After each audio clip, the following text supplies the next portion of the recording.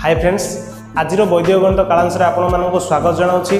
आज भिडियोटी बहुत इंटरेस्टिंग होगा जाऊँगी। जदि आप गुणन प्रक्रिया जानी जाऊँगी आपण मैंने जो ट्रेडिशनल मेथड अच्छी से हिसाब से करेंगे ना, आपन को यही मेथड ही करने को इच्छा हम। तो चलो देखा आज प्रणाली कौन रही। आज प्रणाली हूँ आमर ऊर्ध्वतिर्यक प्रणाली, अर्थात ऊर्ध्वतिर्यक प्रणाली आम किभली गुणन करवा से विषय में जाना। तो हाँ, एक अंकिया गुणन तो आम समस्ते जानते, तेणुक मुझे 2 अंक स्टार्ट करी। तो चलते विलम्ब न कर स्टार्ट करना आज भिडियोटी।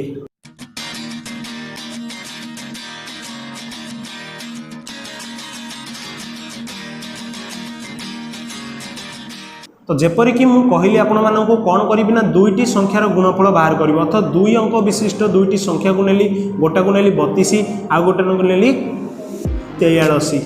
तो यही 2टी संख्या को बर्तमान गुणन करी। तो यह गुणन करने पूर्व मुझार नियम टी कहीदे, मन देखिए शुणा। जितेबाला आम 2टी अंक को गुणन करवा तो सेठी किसी नियम पालन करने को होता है। तो मोट उपर आमको 3टी स्टेप पालन करने को हम। केतो स्टेप पालन करने को हम? 3टी स्टेप। प्रथम स्टेप हूँ जो शेष एकक घर अंक रही से 2टी को गुणन कर लिखा। द्वितीय स्टेप हूँ ये 2टी अंक को गुणन करवा किभली ना क्रॉस रे, अर्थात कोण को कोण गुणन करवा। एवं लास्ट स्टेप हूँ आमर यही पट दशक स्थानीय अंक मान को गुणन करके लिखा। तो यही प्रकार जदि करवा आमर उत्तरटी शीघ्र और सरल सहज उपाय पाइपर। तो ये आम कौन करवा, जेहेतु 3टी स्टेप करवा मुझे कौन करना 3 भाग में विभक्त करनेली। तो प्रथम स्टेप रे 2 को 3 रे गुणन करवा। तो 2 को 3 रे गुणन कले केते आसीबो 6। नेक्स्ट स्टेप रे कौन करवा ना 3 को 3 रे गुणन करवा। 3 3 केते 9। मिश्रण चिन्ह देकी वर्तमान आंकु गुणन करके लिखा। अर्थात 4 2 केते ना 8। से परी लास्ट रे आम कौन करवा ना 4 को 3 रे गुणन करके एठी पकई नेबा, अर्थात 4 3 की 12। तो हेतु रखिथिबा जो प्रथम 2टी स्टेप अच्छी एठी जेमिति एक माने गोटे ही अंक रहिबो, 2टी अंक रहिबो नाही। तो 2टी अंक जदि हुए ताले ताकू ता पर घर को पठे देबा। मन रहिला। तो देखंतु कले जानि परिबे आपण। तो यही 6 रु जेहेतु गोटे 6 ही अछि आकु 6 रखिदेली। ये बर्तमान कौन है 9 8 17 हो गला। अर्थात एठी 7 रहीजिवो। ये जो 1 एठू आसीबो, एई 1टी एकानी घर को चली आसीबो, अर्थात 12 आउ ये एठी हिजिवो 1। तो मोट उपर देखिया बोले उत्तर हो गला हमर 12 रे 1 मिसिल हैला केते 13 7 एवं ए घर अंक होची 6। तो यही प्रकार देखिया बोले हमर उत्तर मात्र 3टी स्टेप रे हो जाउची।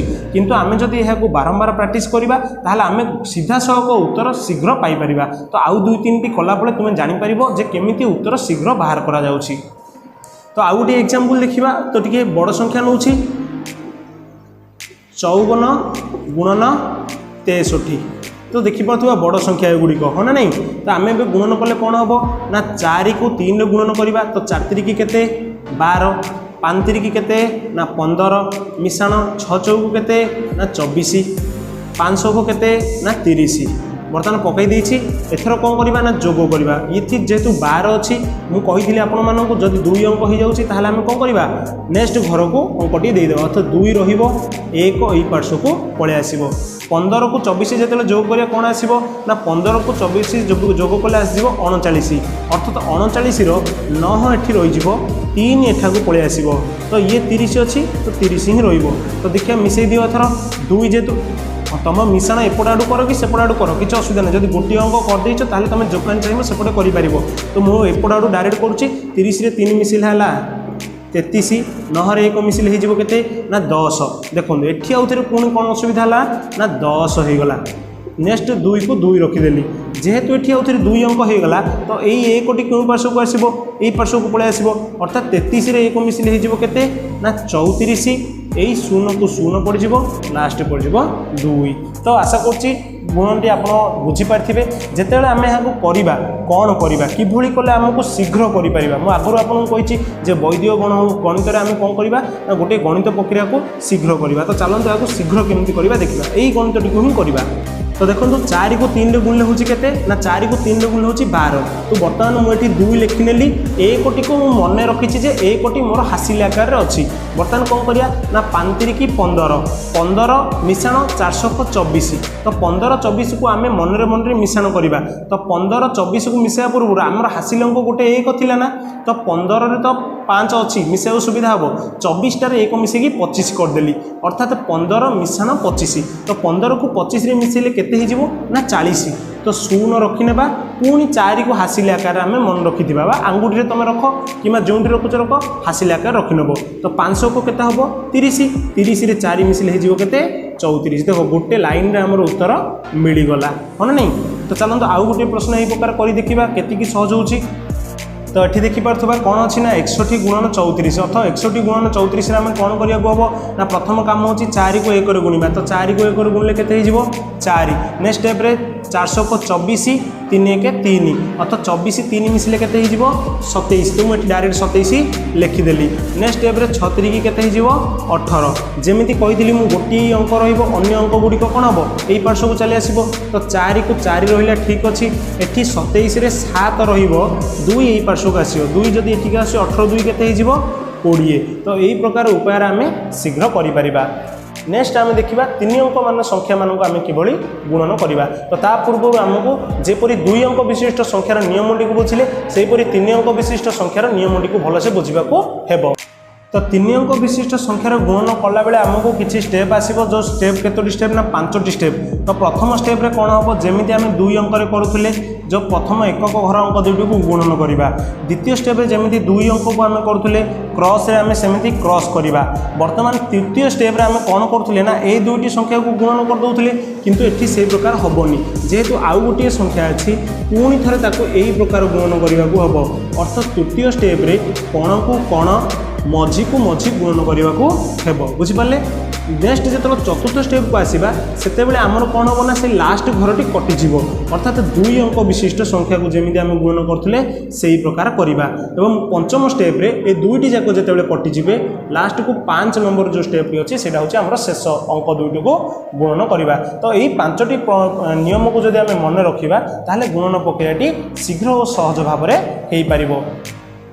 तो जेपरिक मुझे कही 3 अंक विशिष्ट संख्या आमको नियमटी मन रखा हे तो नियमटी आम मन रही सारी तो उदाहरण साहय देखने उत्तर ठीक आसना ना तो प्रथम कम है कौन ना यही एकक घर अंक दुईटी को गुणन करवा अर्थ 3 को जेहेतु 5टी स्टेप हम प्रथम स्टेप 3 गुणन 2 6 हम सेकेंड स्टेप कौन हम ना 2 को 2 रे गुणा 2 दुगुणे 4 5 3 15 अर्थात ये लिखिपर नचे जदि मिश्रण कर सीधा सड़क मिश्रण कर अर्थ 15 4 मिसेक 19 पकई दियो सब बढ़िया।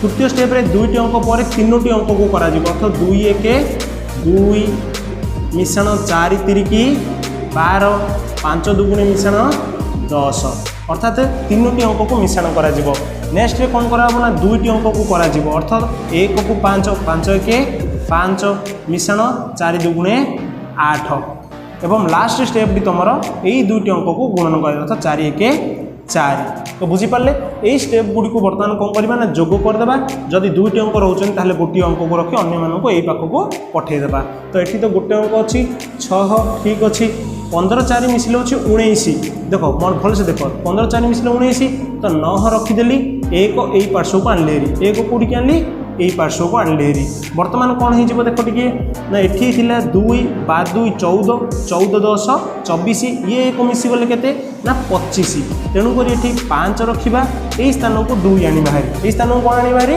2 आनी बाहरी तो ये देख 5 और 8 5 के 8 5 होते आमर के 13 13 पुणी आसला 2 मिसीगला अर्थात 13 2 मिसिले के ना 15 तो 5 रहीगला एकानी की पलि आसला 1 एठी 1 आणलेरी अर्थात 4 1 मिसिले के 5 देख सबू घर एक गोटे गोटे अंक होगा ना अर्थात आमर उत्तर हो गला ये 11 जाक मझे लिखिदेले हूँ उत्तर 5 5 5 9 6 ये हूँ तुम उत्तर देख केते सहज उपाय आम 3 अंक विशिष्ट संख्या को गुणन करें यह तुम जब मिश्रण करदे ताहले आउरी शीघ्र हो पार।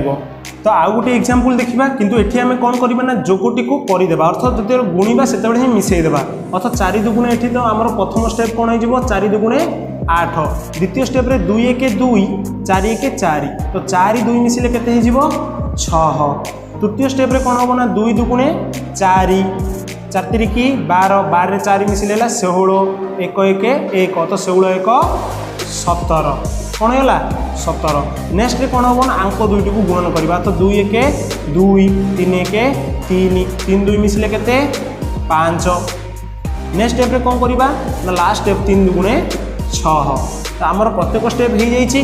एथर कौन करवा ना गोटे गोटे अंक को पकई ना अर्थ 8 ये पड़गला 6 गोटे अच्छी तो गोटे पड़गला एटी अच्छी 17 तो ये 7 रक ये पलि आस अर्थ 5 एक कौन हो 6 लास्ट को अच्छी 6 तो 6 ये होगा तुम उत्तर। तो यही प्रकार उपाय आम 3 अंक विशिष्ट संख्या मान सहजरे उद्धतिजक प्रणाली गुणन कर। तो आज भिडियोटी थी उद्धतिजक प्रणाली जोटा कि भल लगी मुझे आशा करुँची। हाँ मु 4 अंक विशिष्ट संख्या और 5 अंक विशिष्ट संख्या को किभली गुणन करवा नेक्स्ट भिडियो मुझे नहीं आसबि। तो से पर्यंत मत विदाय दिंतु। जय जगन्नाथ।